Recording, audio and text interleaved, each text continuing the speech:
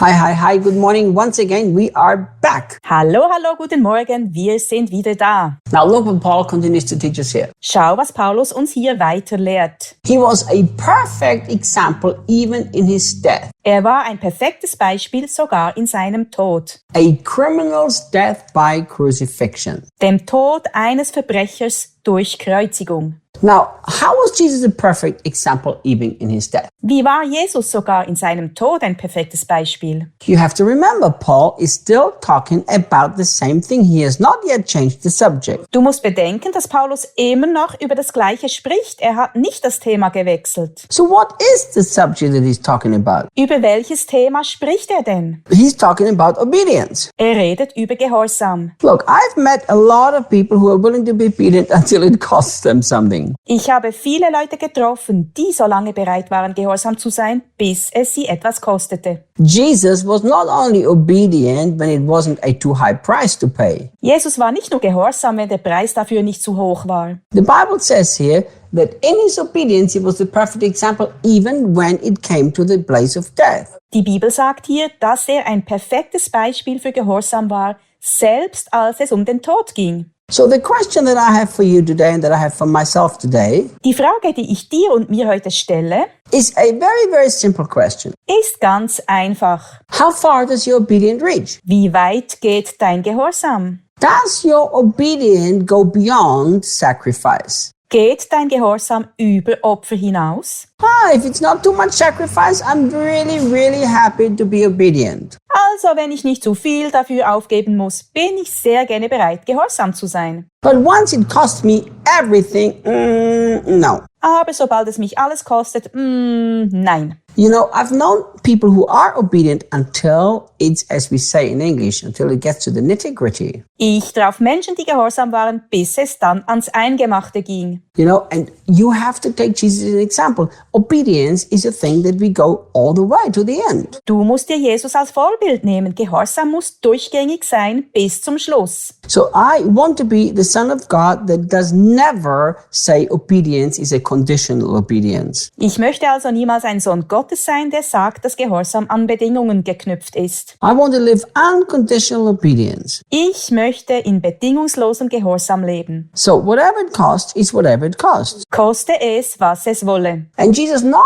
only was a perfect example in obedience even in death. Jesus war nicht nur ein perfektes Beispiel für Gehorsam im Tod, But look, the Bible says here, in a death by crucifixion as a criminal. sondern die Bibel sagt hier, dem Tod eines Verbrechers durch Kreuzigung. Now remember, Erinnere dich, there were two criminals crucified with him 2 Verbrecher wurden mit ihm gekreuzigt. because they had a lot of different punishment for criminals at in those days. Denn damals gab es viele Arten der Strafe für Verbrecher. But to die, the death of a crucifixion was one of the most humiliating death punishments. Aber der Tod durch Kreuzigung war eine der demütigendsten Todesstrafen. So are you willing to be obedient even to the place of the biggest humiliation? Bist du also bereit, bis zur größten Demütigung geschlagen zu werden? For me, this is such a beautiful example how Christian life is supposed to be. Für mich ist das so ein schönes Beispiel dafür, wie das Christenleben sein sollte. You know, we don't obey when it's easy or when it's beneficial. Wir gehorchen nicht nur, wenn es leicht oder nützlich ist. Yeah, it's really funny that people who lived under the law, Es ist schon lustig, dass Menschen, die unter dem Gesetz lebten, I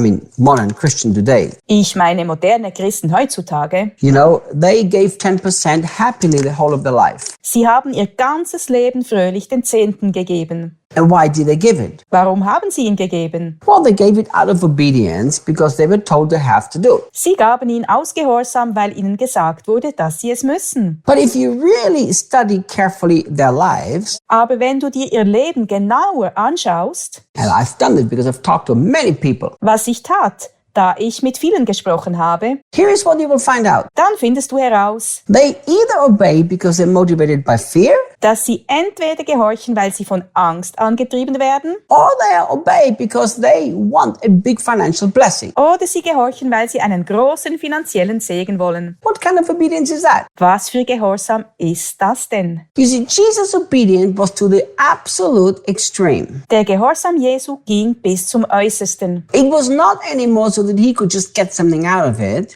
Es ging nicht darum, dass er einen Nutzen davon hätte, but he chose to walk the way of humility to obey the Father no matter what it cost. sondern er entschied sich, den Weg der Demut zu gehen und dem Vater zu gehorchen, egal was es kostet. Have you made this simple decision Hast du die einfache Entscheidung getroffen, that when the Father asks you to do something, there's no more discussion, there's just obedience? dass, wenn der Vater dich etwas bittet, es kein Diskutieren mehr gibt, sondern nur noch Gehorsam? You know, I look back in my life Ich schaue zurück auf mein Leben and I think today the beautiful things I've experienced since I moved to Brazil. und erinnere mich an das Schöne, was ich erlebt habe, seit ich nach Brasilien gezogen bin.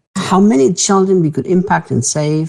Die vielen Kinder, die wir erreichen und retten konnten. And then I think how it all started. Und dann denke ich zurück, wie alles anfing. It all started when God said, hey, move to Brazil. Alles begann, als Gott sagte, zieht nach Brasilien. Why would I even want to obey? Warum hätte ich gehorchen sollen? I had a great life in America. Ich hatte ein tolles Leben in Amerika. I had amazing friends. Tolle Freunde. I lived in beautiful community. Lebte in herrlicher Gemeinschaft. Wine was much cheaper than it is here in Brazil. Wein war viel günstiger als hier in Brasilien. I had my 2 sons there. Meine beiden Söhne waren da. Why would I ever move to a country like Brazil? Warum sollte ich in ein Land wie Brasilien ziehen? You know, but because I've made a decision to live in obedience to the Father, it doesn't matter anymore what it costs. Weil ich die Entscheidung getroffen hatte, im Gehorsam dem Vater gegenüber zu leben, egal was es kostet, There was no discussion anymore between me and God. gab es keine Diskussion mehr zwischen mir und Gott. And look today what a beautiful result my obedience brought. Und schau mal, was dieser Gehorsam Schönes hervorgebracht hat. And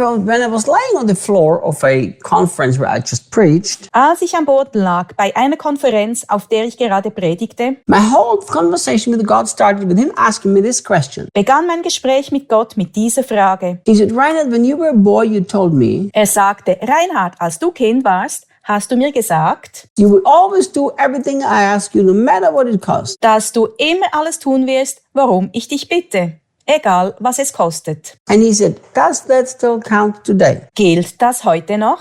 I said, yes, Lord. Ich antwortete, ja, Herr. He said, then move to Brazil. Er sagte, dann zieh nach Brasilien. It was settled. Damit war es fix. The moment it was decided, because I've already decided I will always obey, it doesn't matter what it costs me. In dem Moment war es entschieden, weil ich bereits beschlossen hatte, immer zu gehorchen, egal was es mich kostet. I want to ask you a question. Ich möchte dir eine Frage stellen. Is your obedience conditional obedience or is it unconditional obedience? Hat dein Gehorsam Bedingungen oder ist er bedingungslos? Jesus modeled unconditional obedience to us. Jesus lebte uns bedingungslosen Gehorsam vor. Now please, Bitte, I'm not telling you unconditional obedience to men. Do not do that. ich spreche nicht von bedingungslosem Gehorsam Menschen gegenüber. Tu das nicht. So many people have obeyed men believing that's how they obey God. Don't do that. So viele haben schon Menschen gehorcht und dabei geglaubt, sie gehorchen Gott. Tu das nicht. Not talking about man obedience. I'm talking about obedience to God. Ich rede nicht von Gehorsam Menschen gegenüber, sondern Gott gegenüber. You follow